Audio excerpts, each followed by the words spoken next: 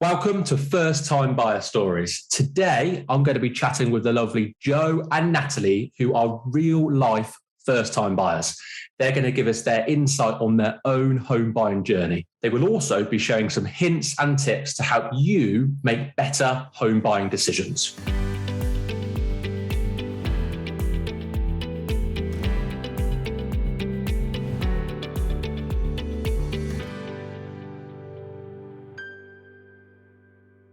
So firstly, thank you, Joe and Natalie, for agreeing to have a chat today. Just before we jump into the questions, do you mind just briefly introducing yourselves, tell us who you are and what you do? Hi, I'm Natalie. I work for the prison service. I'm an administrator and we both live in Brackley. Yeah, and I'm Joe. Hi, everyone. I'm 35 years old, originally from Bicester. Recently moved to Brackley, bought our first home, and I'm also an administrator for a local minibus company. Fantastic. Brilliant. Joe and Natalie were clients of mine, lovely clients at that. Thank you so much for agreeing to give something back to other first-time buyers. I'm really looking forward to asking you some questions today, and I really think that other first-time buyers that are watching this are going to gain a lot of value. So to start off then, tell us a little bit about your first home. What type of house it is, how many bedrooms, where it is, detachment type, etc. We're a mid-terrace. We're a mid-terrace house. We did look, obviously, other areas as well. And obviously Brackley, you get more for your money. And obviously, we know a lot of people that live in Brackley as well. Obviously, we're getting married next year. We're looking at obviously starting a family as well in the future. So we thought we didn't want to go for like a small sort of like house to start. We just wanted to go big, and then it's our forever home. Fantastic. Definitely. Good. So you guys, I think you touched on it earlier then. So you guys looked at a couple of different locations. You ended up, because you were previously living in Bicester, so you ended up coming over to Brackley. You touched on it briefly there, but just tell us a bit more about what swayed you towards Brackley. Yeah, so as we say, we were both originally from Bicester. A lot of family and friends live local to Bicester. So we did initially start our search in the Bicester area and the surrounding villages, for example, Arncourt, Ambrosden, and also over in Hayford. There was a number of properties and developments we did see in those locations. However, we did find that the value for money within those areas for the type of property that we were hopefully looking to end up with, we just found that Brackley gave us so much more. Where we were looking in some of our Bicester and Hayford areas, maximum we could have maybe afforded was a 2-bedroom, maybe with 1 car, which wouldn't have been practical for ourselves, especially with being a 2-car family, and also looking to potentially expand as well. So we looked over in Brackley, found this lovely development where we did know a number of people that were here that gave some very good reviews of the location. Also still quite local to our employments as well. And we just thought it was just a no-brainer really to just jump at the chance to be offered something of this size for our first time home. We were very pleased with it. Amazing. And how long have you been in your first home for? Since the 1st of April. Yeah. So, and at time of recording, we're getting to the end of July. So you've been there, what, sort of 4 months nearly? Yeah, about 3-4 months now. Yeah. Fantastic. Good stuff. So when it came to the home buying process, how did you guys save for your deposit? Was it something that you were saving each month? Were there any particular types of savings accounts you were using? Have you got any savings tips for other first-time buyers? I think obviously with like lockdown, it was a good time. We both literally were just feasting in the savings. So we did get quite a good amount. Obviously, touch wood, we were quite lucky that we had a family member on my side that gave us like a good deposit, because obviously they were really reading the newspapers and thought how difficult it is going to be for first time buyers once like COVID has gone. So they wanted to help us out, and obviously, touch wood, we were quite lucky because obviously we're saving up for our wedding as well. It did help out big style to be able to get everything all paid and obviously get the house that we sort of dreamed of as well. And I think in terms of savings account, I know on my side I've had a savings account through my normal current account bank provider for a number of years. Well, since I first opened the account when I was like 16, 17. Yeah. Just a regular instant savings account. Upon then following such money experts like the Martin Lewis show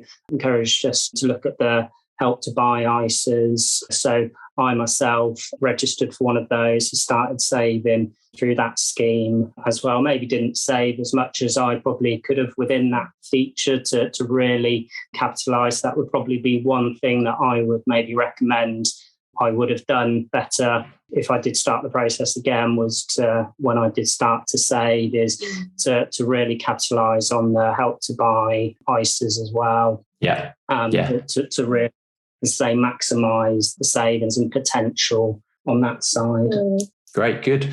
And the Help to Buy ISA, you can't open new Help to Buy ISAs now, but it's been replaced by something very, very similar, which is a lifetime ISA. So you guys bought your house in the middle of a pandemic. Tell us a little bit about that. How tough was it? It was very tough. In terms of viewings, it was very hard to arrange to be able to see a lot of the properties. I think that the good thing is when we did start the search, it was very early days within the pandemic. The full lockdowns hadn't taken effect as strict for some of the developments we did see. So we were lucky enough to be able to go and see some of the housing experts and some of the developments to go and have a look and get an idea as to kind of like what size property would suit ourselves. However, when we then did kind of tie into our current property and during the build process, then the full lockdowns did come into effect. So being able to view the property on a regular basis, which is something that we were looking forward to kind of experiencing that process from start to finish, because it was at foundation level when we first bought the property. We would love to see it kind of go up. Just progressing, isn't it? Exactly that. But other than that, I think it was a good process. The support team that we had, because we didn't have a clue. We didn't have a clue on how anything sort of like worked, did it? So yeah, it's good. But also we had that support from yourselves, guiding us along the way, because there's some bits we wouldn't have had a clue on.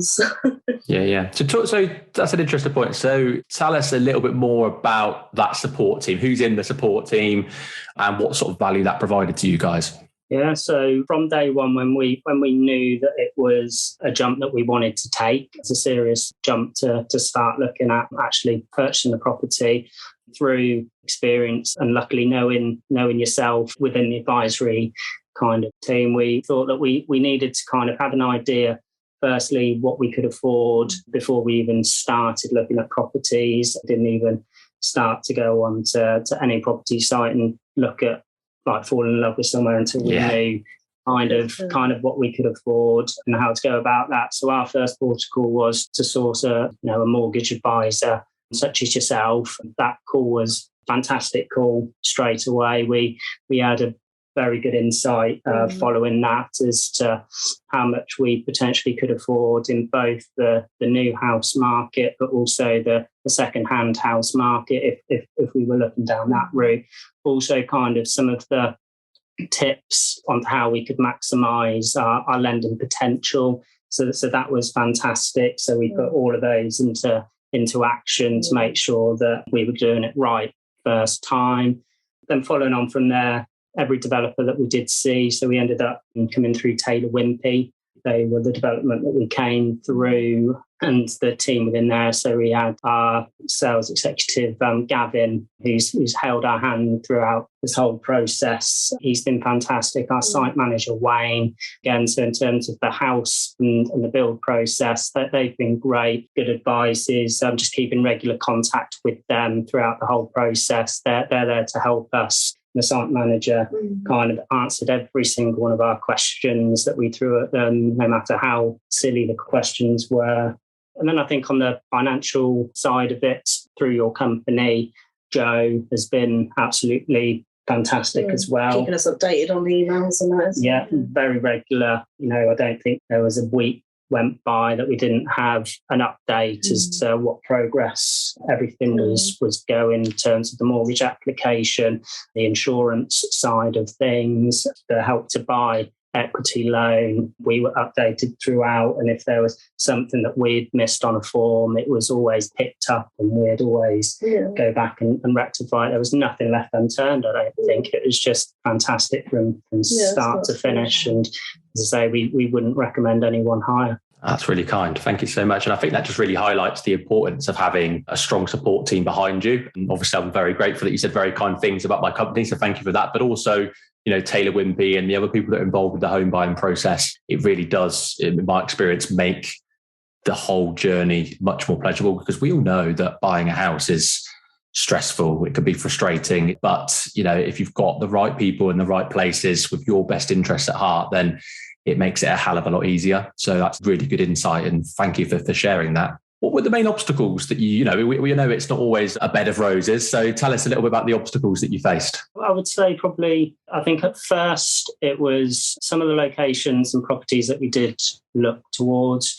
We did fall in love with some of them maybe too soon. Before we kind of did when I say full financials, we had an idea what we could potentially afford. We had a budget in mind, didn't we, of what we wanted to spend, obviously with both our wages. So we didn't want to go over a certain amount, because we still want to obviously own a house, but still want to be able to live as well. Yeah. So when we were looking at shared ownership ones, and obviously when we sent you the details, you come back and said, well, this will be the total price. And you sort of just look at it and think, blimey, that's a lot for just obviously paying for the rent and the mortgage. I think there was one that was nearly £1,100 pounds a month. And I just thought we could, sort of do it, but we didn't want to be struggling at the end of each month thinking, we need to skimp and save just to be able to.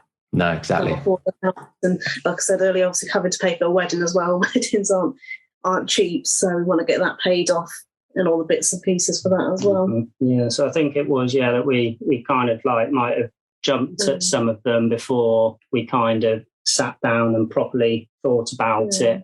At times we did proceed to reserve one property, only to pull out just with the thought that we might be overstretching ourselves a bit too much and thinking, no, we got to go back to the drawing board. So I did find that was a little bit tough on that side. Then towards maybe the very end of the process, we were going through the insurance kind of section of it and trying to get everything all tied up before we eventually did to get the keys. And we did find it a bit, when I say difficult, with Natalie and a medical condition, there were some insurers that would struggle to be able to offer a policy that kind of covered everything that we wanted covering. We wanted reassurance, complete reassurance, really, that we're both protected in any eventuality. And again, it comes down to yourself, your experience in finding the right kind of avenues to go down to kind of cover all the aspects, even if it wasn't through one single policy. It was joining a couple of policies together to kind of tick all the boxes to kind of offer us that reassurance and kind of the big weight off our shoulders that we're covered and we were happy with everything, really. Good. Yeah, thank you for that. I think that's the thing, it's not always going to go really, really smoothly. We always sometimes have these bumps in the road. But again, going back to that support network, when you've got the right people around you that are working hard to find solutions for you. And thankfully, we were able to do that. It wasn't always straightforward. Sometimes you hit these little bumps in the road and a few hurdles. But importantly, we managed to get over those and get you guys covered as well, because that's really, really important. So appreciate your honesty there and sharing that. What would you say that you guys enjoyed most about the overall process? I think it's the end game when you know that you're going to have a house at the end. You can sort of just decorate it how you want, because obviously, living at home, weren't able to do that. And now we could be like, oh, what do we want for the living room? What do we want for this? And obviously it was nice just going out and buying stuff to be able to decorate the house. And then obviously when you get to pick the keys up, it's obviously, a really nice sort of feeling. And it's obviously something that's going to be yours, for the rest of our lives. Amazing. So that was all part on. Yeah, it's kind of like creating our forever home, as we were saying. It's the build up towards the end. It was lovely, kind of going and the start of the process is going out looking at the houses, even if it was just online. I'm not being able to go see them properly, but then it's having that decision, thinking of where we want to live, how we want it to look. And then once you've then finally got over that reservation stage, which is a great experience in itself, they're really very thorough. Again, couldn't thank Taylor Wimpey, anymore for how well they went through that process. They showed us absolutely everything in terms of all the plans, all the future kind of changes to the development. So we're very happy with that. The solicitors, they were fantastic as well throughout the whole process. Again, kept us informed regularly, but it was, like I say, it's getting towards that end line that we know the day that we're going to get the keys. I think the day that we found out that the final check had been completed and kind of got served our notice. Countdown. Yeah, it was just massive smiles on our face. And then it's getting everything ready. So it's sorting out your TV, sorting out your broadband, sorting out everything. And it's kind of like a new adventure for us, and it's one that we're just happy to do it together, aren't we? Yeah, fantastic. And I'm really happy for you guys. It's so nice to hear your journey and the experiences you face. So again, thank you for sharing that. So for other first-time buyers that are watching this or listening to this, what advice would you give to them? I would say definitely seek the right support team, the right help. I'd probably say that was key to us getting it right, is knowing the right people to give us the right answers, to kind of know what direction to go with. And I would just say, just enjoy the whole process. I would just keep in touch with everyone that's involved, and never be afraid to walk away from a house that you think might be the right choice, because there's always something out there for everyone. I would say on there.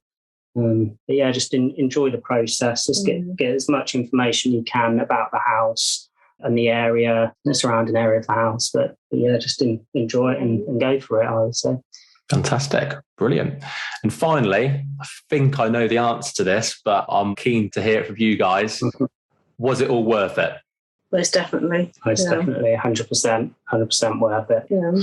Fantastic. Good stuff. Well, once again, Joe Natalie, thank you so much for sharing your insights to your own journey. I really believe that you're going to help give a lot of value to other people that were in the same shoes you were, 6-9 months ago. So thank you so much for that. And I'm sure we'll speak to you again soon.